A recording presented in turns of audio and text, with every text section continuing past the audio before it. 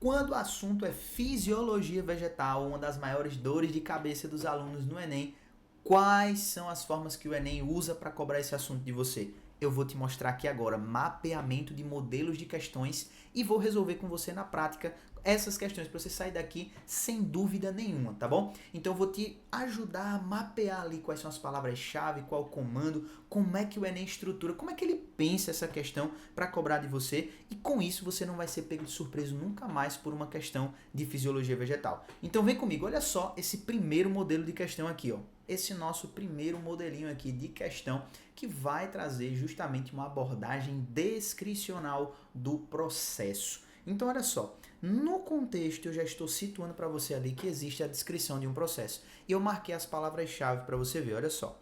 Ele vai falar que os frutos não estavam maduros o suficiente para serem consumidos, tá? Então aqui, ó, não estavam maduros o suficiente para serem consumidos. E aí ocorreu o quê?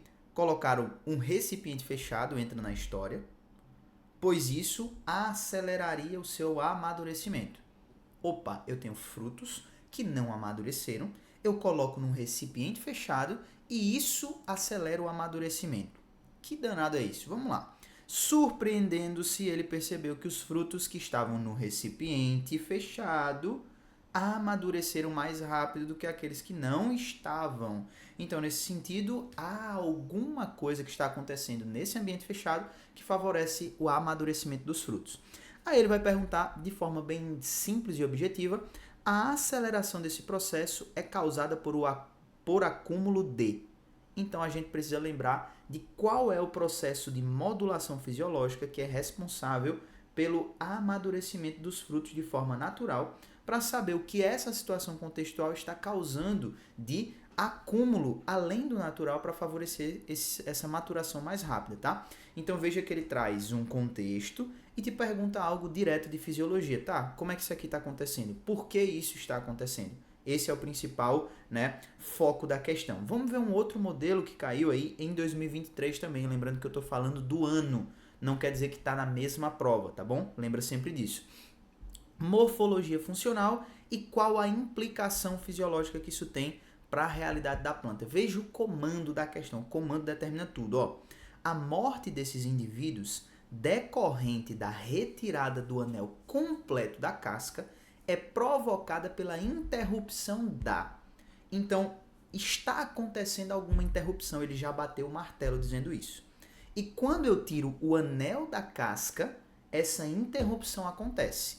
Então, o que é que ele quer? Ele quer que eu identifique a situação contextual, e no contexto ele fornece informações para isso, e te pergunta o que é que está sendo interrompido nesse cenário que leva, portanto, à morte desses indivíduos. É isso que ele quer saber. Então, olha só. Lá no início ele vai falar o quê? Ó?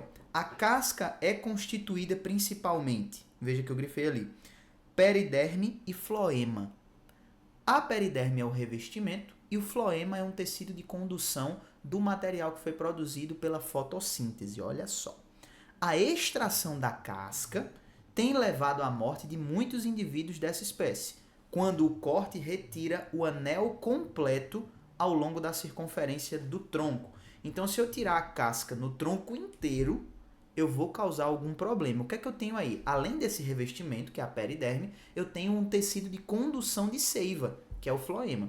Então, ao tirar a casca no anel completo, eu estou tirando quem? O floema. Se eu sei o que o floema faz, eu consigo aí ver a implicação fisiológica que está acontecendo para levar esse indivíduo à morte, tá? Então, basicamente, esse é o modelo da questão. Olha, aconteceu isso. Tá? Então aconteceu isso, a morte está acontecendo por causa da retirada desse anel, isso é por causa da interrupção de. Então ele quer a implicação fisiológica, o que é que está por trás daquela morte, tá bom? Meio que um diagnóstico, digamos assim, você doutor vai estar acostumado com isso aí futuramente. Só que não de planta, né? E aí a gente vai para o terceiro e último modelo que caiu no ano de 2021. Então a gente teve um modelinho bem clássico em 2021 e dois modelos clássicos em 2023. Então veja que esses modelos eles estão aparecendo nas provas mais recentes, tá? Então a gente não pode tirar a botânica completamente do nosso radar. O que a gente precisa é ter um olhar estratégico em cima desses modelos, beleza? Então vamos lá, ó. O plantio por estaquia, então ele está determinando uma forma de plantar, tá? E aí ele vai falar o seguinte, utiliza o caule das roseiras para estaquia. Então ele está usando aí um tipo de planta específico. E aí ele vai falar que para o desenvolvimento dessas estacas que foram plantadas, é preciso você lançar mão da aplicação de quê? De alcinas na porção inferior do caule, tá certo? Então você vai ter ali a aplicação de alcinas na porção inferior do caule. Então ele joga ali um hormôniozinho, tá? Na parte de baixo do caule. Qual é o intuito disso? Pegou a ideia?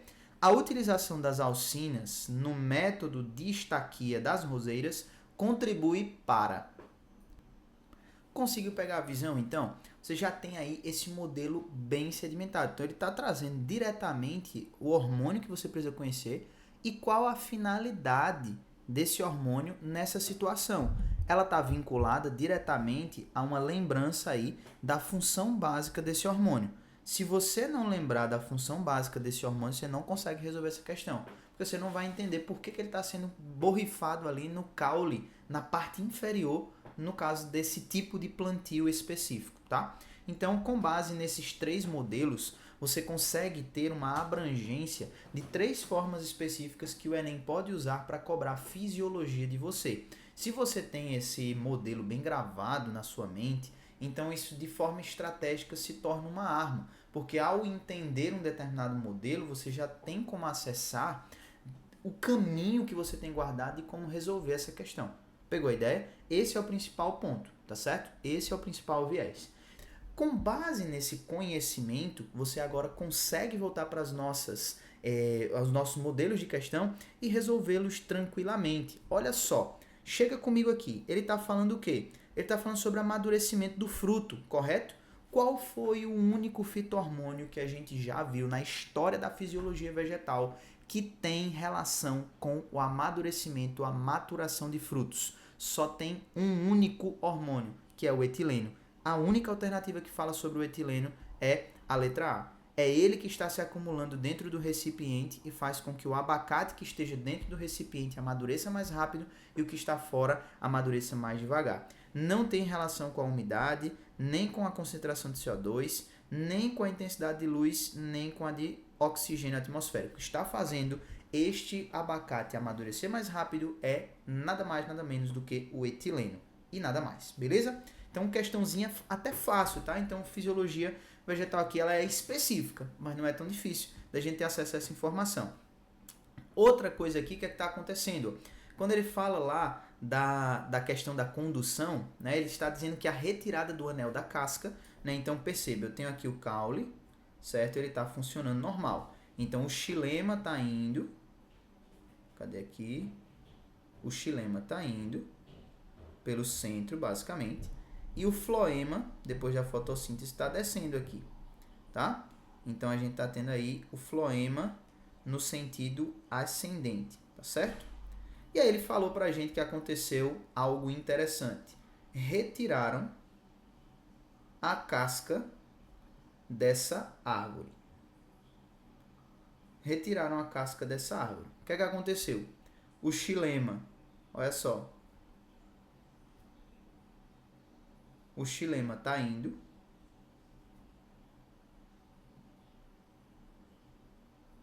Mas o floema, ó, não está descendo.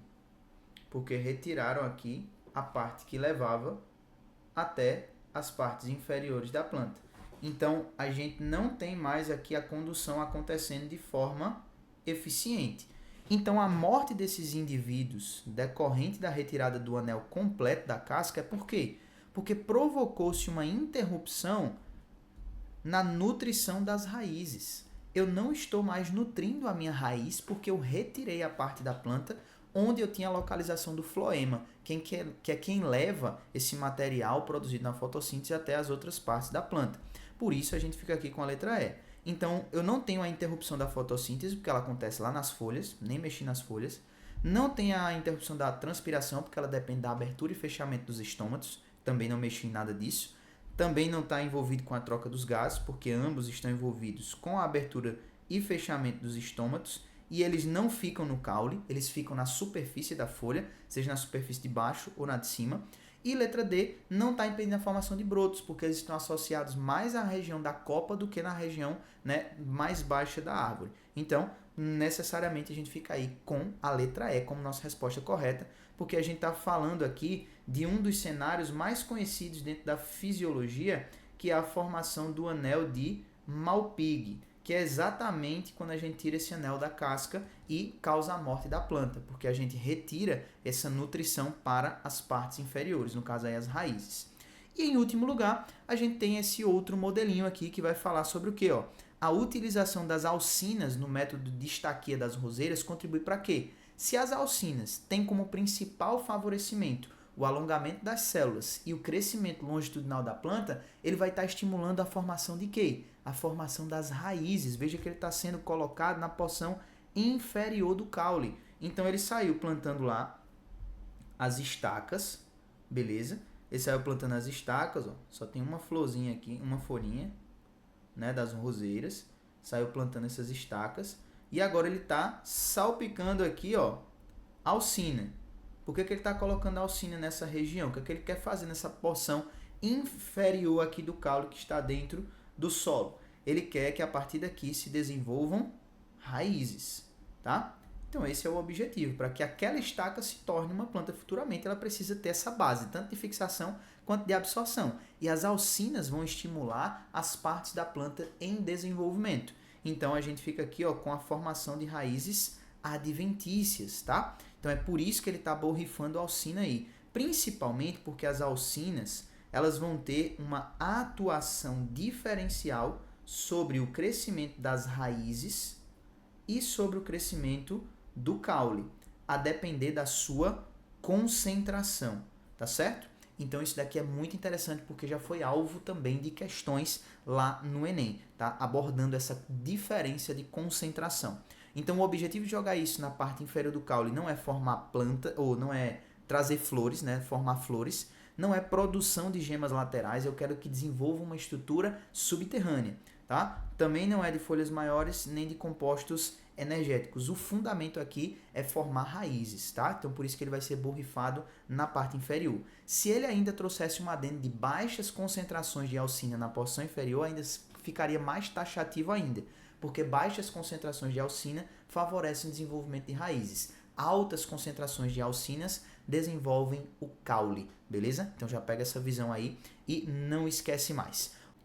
Pegou a visão? Agora você já sabe quais são os principais modelos de abordagem de questões sobre fisiologia vegetal. Não é um assunto tão fácil, mas quando a gente conhece os modelos estrategicamente, a gente já se prepara para quando encontrar eles saber o que olhar exatamente. É tipo um mecânico, você já sabe onde vai tocar ali na peça daquele carro, beleza? Esse é exatamente o meu papel aqui com você. Mas me conta, quais são as suas principais dúvidas em fisiologia vegetal? Comenta aqui embaixo que eu quero te ajudar a sanar todas elas. Já estou terminando esse vídeo e lendo seus comentários aqui, e esse é o nosso espaço de crescimento para alcançar o 15 de 15 em biologia. Vamos gabaritar essa prova. Então, comenta aí embaixo a sua dúvida e a gente se vê no próximo vídeo. Valeu!